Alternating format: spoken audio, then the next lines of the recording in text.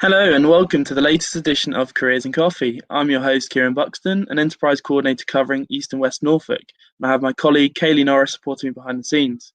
Today, our guest is Mike Towndrow, who is the Centre Manager for Meetup Youth and Family Centre, part of the Benjamin Foundation. Today's theme is changing lanes, being open to different career paths. This is certainly one I'm looking forward to. Welcome to the show, Mike. Hello, nice to meet you, Kieran. Nice to see you, Mike. How are you? Very well, thank you. Got my coffee. Happy? Yeah, same here. I'm not too impressed with Norwich results these last couple of days, but I'm still using the Norwich. Yeah, we're Norwich. using it. So thank you firstly for agreeing to be part of the show. And like I said, I'm quite looking forward to this one after seeing your background. But first things first, let's talk about your current role. So what does Meetup Youth and Family Centre do, and what does your role as centre manager involve? Meetup is located on the Redcastle Fairs estate in Thetford, and it's a youth and family centre that services mainly the Abbey, the Redcastle estate, and the Pine Close estates in Thetford.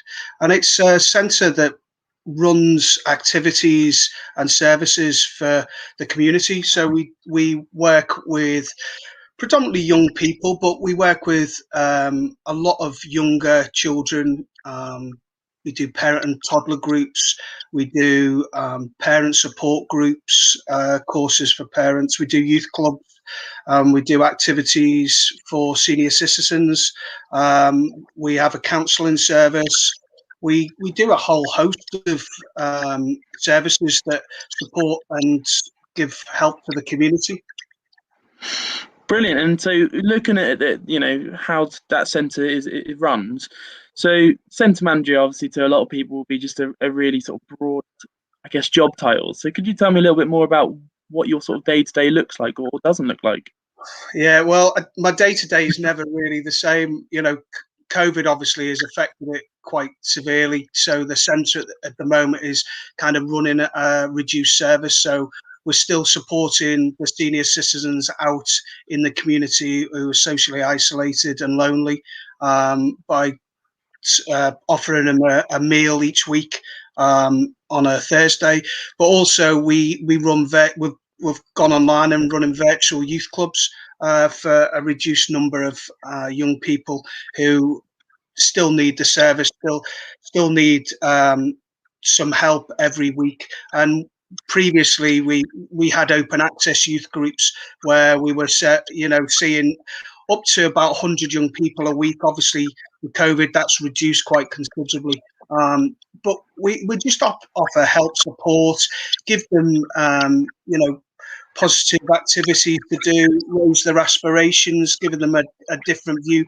And my job is really to oversee the building and to make sure the services run on time and that we've got staff that can deliver those services throughout the week.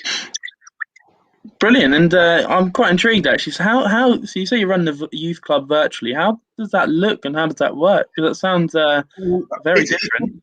Yeah, it's interesting, Kieran. We up till December we were still delivering face-to-face youth delivery on a reduced level, but going online has been a challenge. It's been interesting to move services because it's a totally different method of delivery, whereas we're now going into people's homes. The young people allowing us access, so it's given us a better understanding, and we're working, I think, a lot deeper with the young people and their families, because parents are getting involved in the youth sessions as well. So a lot of families, they haven't got the space to be quiet. So we've got brothers and sisters joining in with the youth sessions as well. So it's great. It's made it a lot more fun, and we've tried to make it as low key as possible, because a lot of the young people are spending a lot of time on Zoom, Google Classroom. So we're just trying to make it as light and as fun as possible. Brilliant. That sounds really interesting. Actually, some benefits to that as well. But looking at Meetup, because I'm aware it's part of the Benjamin Foundation. Yeah. So how do they join together? Like, what's behind them being sort of two brands? Well, The meetup was opened over 10 years ago, and Richard Draper, who originally created the Benjamin Foundation, sadly, when he lost his son to tragic circumstances 25 years ago, he decided that, you know, to look at opportunities. One of the first services the Benjamin Foundation offered was youth clubs. So it was at the heart of what the Benjamin Foundation wanted to do. And when we got the opportunity through the National Lottery, we opened the centre in Thetford, and it's been running now for over 10 years. And which is one of the longest projects, you know, especially grassroots projects that the National Lottery support, because of it's in a high area of deprivation. You know, there's a lot of unemployment, lots of, you know, there was at a time a lot of uncertainty about the area, but that's changed over the last couple of years. Even with COVID, there's a lot more opportunities in Thetford. You know, with the dueling of the A11 and you know the likes, it's made Thetford into a bit of a gateway to the county. That's brilliant. It sounds like everywhere needs a meet up, and I must admit I didn't realise it'd been open that long now. It's really impressive. So as I mentioned, because I'm aware we only have half an hour, and seeing your description, you've got a really interesting journey, really interesting background. So let's do a bit of digging back in time. So when you left school at 16, I know that you went through, like I say, a range of different opportunities. Would you like to just talk to the viewers through your careers journey post 16? So I know there's quite a lot, but I think it'd be really interesting to hear the diversity. Yeah, when I left school, I didn't do very well at school. I left with 2 GCSEs, O levels as they were back then. So I didn't have a huge amount of opportunity.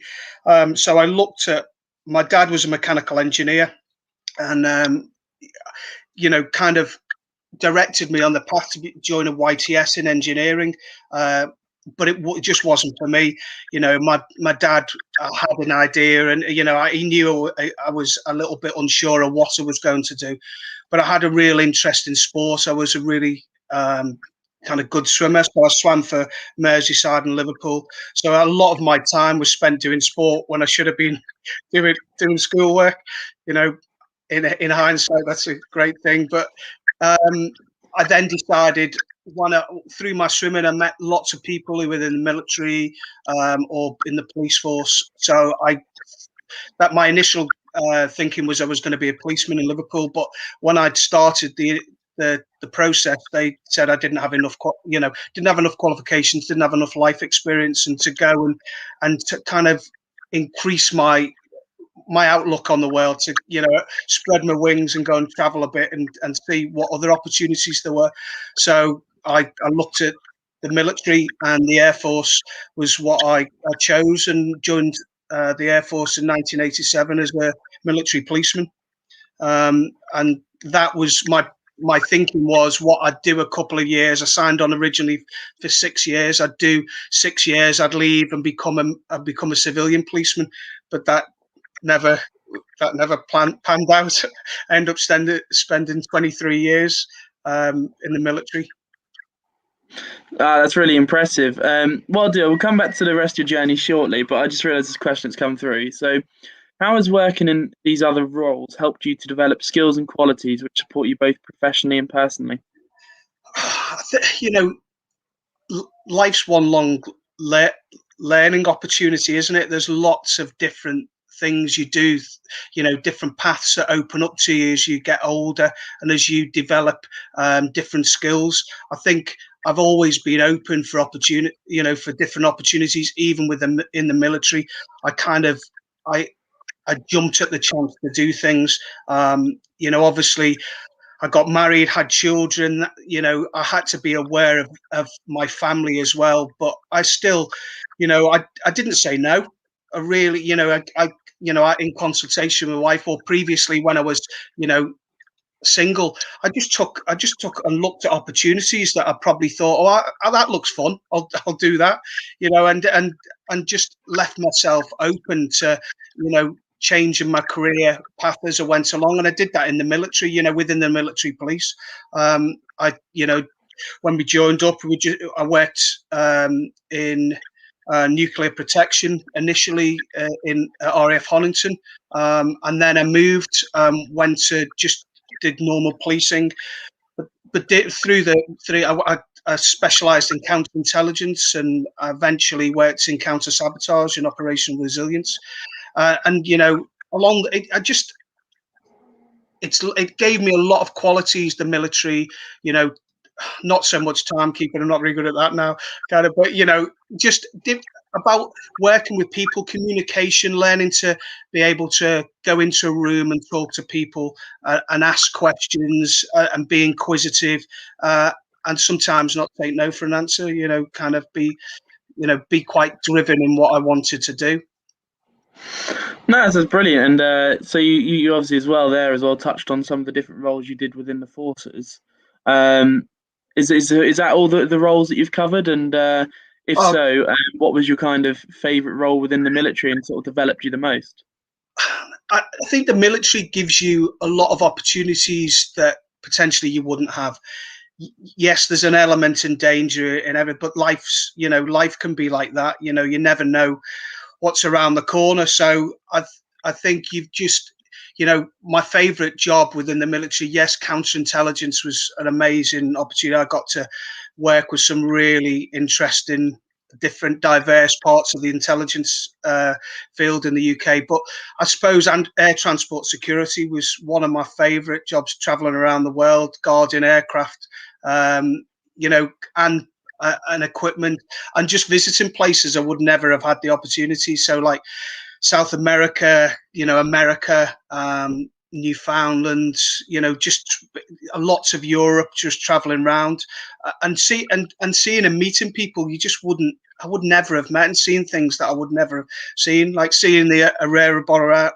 Guys, can't really say it, but the Northern Lights out, in when I was, going over Alaska and things like that. Just amazing opportunities. No, that sounds really brilliant. So just sort of thinking back to when you made the decision to leave the YTS scheme and join the forces, was it a tough decision to make? But also, what were the reactions of those closest around you? My mum and dad were really surprised because they didn't think I was military shaped at all, and I probably wasn't back then. It was an opportunity that I wanted to take. I hadn't passed my GCSE English, and it took me 3 attempts to get into the military, because that was one of the steps. You had to have English and maths. I'd managed to get maths, but I was dyslexic, so I found English really difficult. So that kind of learning those coping strategies to just keep being driven, even after I wasn't successful once, twice, I kept doing it, because I knew where I wanted to. I knew I wanted to get into the military. After I'd made that decision, going in, speaking with other people in the military, and realizing that actually I just wanted an opportunity to travel and see the world and do things different. Because I knew I might, if I stayed in the same job, I might never get out of it. I might just be in that kind of rut, and that's not to say that's, not the right choice. It just wasn't the right choice for me. I think that's what you've got to do. You've got to be quite selfish sometimes when you're young, and kind of look at where you want to go. And even though your parents or your teachers might think one thing, and that's not necessarily going to be the path you follow. And I've met lots of young people I've worked with who have had that pressure maybe on them, and realize actually that's not the right path they want to go down, and that's been hard for them to actually get the courage and be quite brave and go for it. No, that's really, really interesting, and I think that's a really good lesson to kind of think of. Actually, is it what you want to do, or is it what someone else wants you to do? And I think again, that's a really good message. How you just, tried for, it took you 3 attempts to get your English, but you knew what you wanted to do, and it was achievable.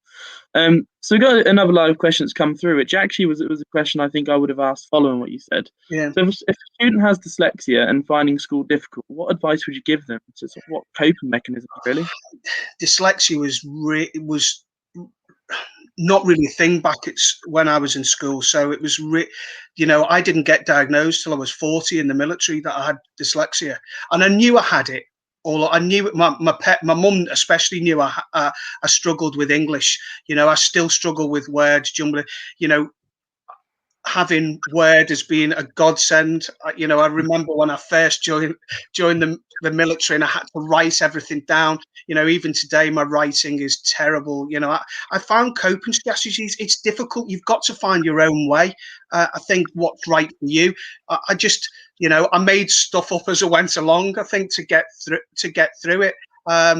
It was difficult. It caused me a lot of anxiety at a younger age. I think, kind of realizing that I knew that words would jumble or numbers would jumble, but finding the way through. And I had some supportive sergeants and officers when I was in the military who kind of knew I was struggling, but helped me. So it's finding people around you that are going to support you. And there's a lot of very successful people that have dyslexia or learning problems. It makes your brain think in a different way. And I think that's what allowed me to go into counterintelligence in the military. My communication was always very good. So I learned to communicate with words rather than written down. So that helped me a great deal, I think. Brilliant. No, and actually, I might give some people dyslexia ideas of career paths as well, actually. But I think coping mechanisms are very important. So, sort of continuing to look at your career journey as well. So, you've obviously had time in the force, you had time in the military in different roles as well, which has obviously shaped up a lot of you in your future. But what did you do once you left the forces? Because am I right in saying you took up hypnotherapy? Yeah, I trained as a hypnotherapist. It was a very strange decision, not for me, because I knew why I wanted to do it, because obviously Iraq and Afghanistan were huge factors in the military towards the end of my career. And I was seeing a lot of my friends go out and come back quite troubled. So we'd talk about it. There wasn't a lot of support. There is a lot more support now around mental health, but I saw the effects that going into those combat zones were having on them. I was really fortunate that I never went out to Iraq or Afghanistan, but I towards the end of my career it was becoming more of a possibility because of my job. So I was due to go a number of times, but I worked with the Americans, so it was cancelled. And when I left, I just thought, how can I help? I did a lot of NLP, neuro-linguistic programming. And I worked with, in the intelligence field, working with people is a really that's the paramount thing, communication, working with people. So I thought I was never allowed to do hypnotherapy in the military because of the work I did. So when I left, I met an ex-policeman who had a school called Quest, the Quest Institute, and he's a really renowned hypnotherapist. And I went to study with him in London, and it changed the way. It changed me. It helped me decompress after leaving the military. It helped me kind of change the way I looked at things and develop myself really over the last 10, 11 years. It's really opened a lot of opportunity, and that's what helped me get the work. I think going into hypnotherapy, any form of therapy, I worked with some boy soldiers from Sierra Leone with Mind in Norwich, and then I worked for Future Education as the behaviour manager for a year, and then I left that and then kind of came and worked for the Benjamin Foundation. I've been with them for 8 years, and I got certain management qualifications as well because I reached the rank of sergeant. So that opened a few opportunities for me, because being in the military, you end up managing people. So that's a great help for coming into civilian life and going into a management position. Brendan, that sounds really interesting. Actually, it's crazy how different, but how relatable it is to your previous experiences in the forces. Just on a separate note, so when you did hypnotherapy, am I right that you had your own practice for a little while? Yeah, I worked in Norwich. I worked from home. Worked with a couple of physiotherapists that were, it was all about changing limiting beliefs, changing people's mindset about a certain problem. So be it anxiety, confidence, getting over a trauma, be it PTSD. It's all about trying to rewire the brain to think a little bit differently. And so working with young people, that's, kind of giving them the incentives, making them look at things a little bit differently, challenging how they're thinking. That's really helped me. So it was it was a strange career choice to become a therapist, but it's changed me as a person. It's made, but I was always good with people. I was always able to talk to people, and that's the thing that's flowed through all the different jobs is communication, and this job is fun. Working with young people, it keeps me grounded, keeps me young. Even though I am, 52, it makes me feel I'm still I'm 52, but I'm still 16, 17 inside. But so I keep on trying to keep that young energy, and allowing myself to, we bounce off each other, the young people. That's great. I love it. I must say, Mike, from when I worked for you at the youth centre, you do come across as a 16-year-old in that setting. I have to admit. But you never want to lose that. Too many adults lose that. They think they know everything, and they're making it up as they go along. That's what I'd say to a lot of young people. We don't really know. We've got experience, yes, and we've got life experience, but we do make up a lot. And I think young people nowadays in today's world, they've got so many opportunities. I look back, and we didn't have the internet, we didn't have mobile phones. Times have changed hugely, and I'm really excited about, even given COVID, the opportunities that have presented themselves over the last year. Working from home, just being able to adapt and be anywhere in the world and do a job. You can, do it remotely. You don't need to be restricted now. I think it's the internet has opened up opportunities for young people, which is something that I didn't have. No, definitely, the world is your oyster at the moment, as they say. Definitely. So how could someone work in youth work? So I guess in terms of experience and maybe qualifications, and are there in youth work? Yeah, so there's a level 2 and level 3 qualification in youth work. They're hard to find. Momentum in Norfolk offer a level 2 and a level 3 opportunity. They're all online now, virtual. But if you're interested, just try and volunteer. It is hard because of safeguarding. There's a lot more stringent safeguarding measures in place now. But if you go through the process and you go and offer, most youth centres would be willing to help you to offer, because they realise it doesn't always have to be older people that work in the youth centres, like yourself, Kieran, coming and doing an apprenticeship with the Benjamin Founder, kind of working in the youth centre. Was the young people relate to you because you're younger, but they'll also they'll relate to me as well. They'll ask questions and they want to know my path. But I'd start looking at level 2 and level 3 in youth work and career and volunteering opportunities. No, definitely. And I think from what you said, from the qualification point of view, I think the level 2 and 3 is the most prevalent.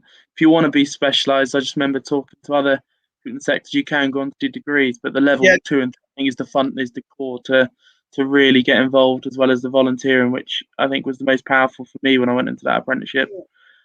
But no, that's brilliant. And I think again, there's going to be different in terms of how youth work could look in the future as well. Yeah, especially with virtually, that's the thing. I could run a youth club for any, I've spoken with people, recently who are doing social services, from the social services, who have come over from other countries, and they want to know how youth work is in the UK compared to their country. Now, there's no reason why we couldn't jump in and do a virtual youth club for another service in a different country. It is opening up those doors and opportunities. Yeah, it's crazy, really. Yeah. So just sort of moving on. So yeah, there's a lot that you've gone through today. So and really good varied experiences. Um, but have you kind of obviously you mentioned a little bit around management. Did you take on any other further training or learning to support your progression during your journey? Um, when I left the military, I did some project management qualifications. So I did Prince 2 and APMP as well. So I kind of it's really strange because I really struggled at school. I really found it difficult because of my dyslexia. But later in life, things seem to clicked a lot better.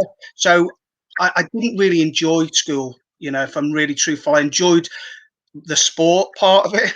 Uh, I spent most of my day in the swimming pool. If I'm honest, and most of the teachers knew where to find me. But I can't. Later on in life, learning just became fun. It became enjoyable. Recently I was speaking to somebody, a young lad who said, "Oh, I hate science," and I said, "Well, the thing is, I love science now. I love geography. I love anything to do with the world, the planet, how we've come into existence, those kind of things. They really intrigue me. But back at 15, 16, they didn't they didn't really interest me at all. It's just as I've got I've learned more, I've got more experience, that I've done more qualifications. So, and then because I was a sergeant, we had certain management qualifications that we did through the Air Force, and they helped greatly when I left. Brilliant. No, and I think I'd echo what you say about the certain subjects that you start to enjoy after school. Yeah. Um, on the topic of school, actually, I know you weren't particularly a fan of it at the time, but what was so aside from kind of I guess your views on education at the time, but in terms of the teaching staff and careers advice, what was school like for you? Uh, it was different than it is today. Obviously, I've worked at a few schools, and academies, and done some teaching in them. Actually, done some lessons, So, but it's a totally different world now. School. Sadly, I was classed as I was put into a remedial class because my learning was so, I found it so difficult, and you know that wasn't it didn't help me because it was a collection of boys and girls who didn't have an interest in education, so we kind of just messed around, and that's why I left with 2 GCSEs. And I probably could have done a lot better had I had a more of a direction. I think schools nowadays are a lot more aware of learning difficulties, that they provide opportunities for young people. Even though you might not see them as a young person, there are a lot more opportunities for you, to get on. But school isn't everything. You leave at school and you might not have done really well, but it'll find a way, and just volunteer, go and get a job at a factory, just to build up people skills, to build up your knowledge of a certain thing. You don't have to stay there forever. You can use that as a stepping stone to go on to another job, that might be better for you, or you might want to travel eventually when that becomes a possibility. And I know that's the thing at the moment, with COVID, it's looking a little bit bleak, but it will end eventually, and that you'll have opportunities, because opportunities will open up with entrepreneurship over the the lockdown. People, young people are creating things that probably wouldn't have been created before, and looking at opportunities. They're not just sitting back and thinking, oh well, this is going to go on for another 2-3 months. Young people are starting businesses. They're looking at opportunities. So I think there's a lot of hope. Yeah, no, definitely. That's a very good kind of thought. Well, it's very thought provoking on that one. So I know you've kind of mentioned your key theme between all your roles was around communication. That's the big thing that kind of linked them all together and got you interested through those roles. But for other than communication, for young people either looking to go into the forces or to hypnotherapy or even youth work, what other skills do you think they would require to do either one of those roles? That's a big question. A big question because each one is so different. You know, my, We can take my it one at a time. yeah. Well, my son's just my son joined the military recently, and he's joined the Signals Regiment, and that wasn't from any pressure in myself. He left school at 15, 16, went and studied at City College to do an apprenticeship in IT.